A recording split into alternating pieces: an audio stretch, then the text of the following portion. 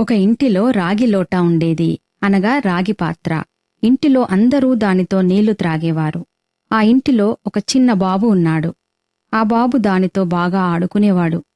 అది చూసి రాగి పాత్ర చాలా సంతోషించేది.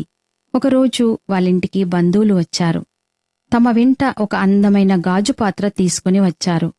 దానిని బాబుకు బహుమతిగా ఇచ్చారు. దానిమీద రంగురంగుల పూల బొమ్మలు ఉన్నాయి.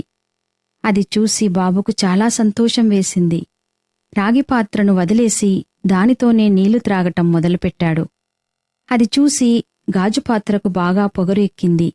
రాగి లోటాను చూసి, నేను చూడు ఎంత ముద్దుగా ముచ్చటగా ఉన్నానో, నా చక్కదనం ముందు నువ్వు కొంచెం కూడా పనికిరావు అంది. ఆ మాటలకు రాగిపాత్ర నవ్వుతూ, నిజమే, నువ్వు చాలా అందంగా ఉన్నావు. కాని నీ కులుకు 3 నాళ్లే, అందమొక్కటే సరిపోదు, బలం కూడా ఉండాలి అంది.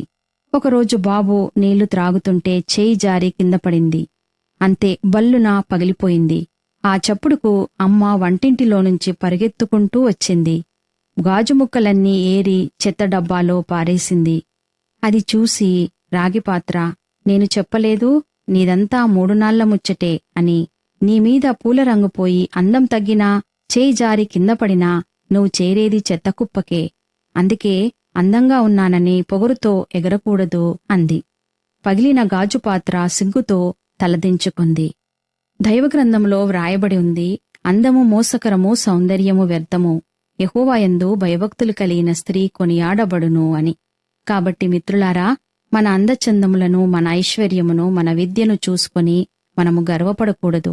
కథలోని రాగిపాత్ర వలె మనము తగ్గించుకుని జీవించాలి.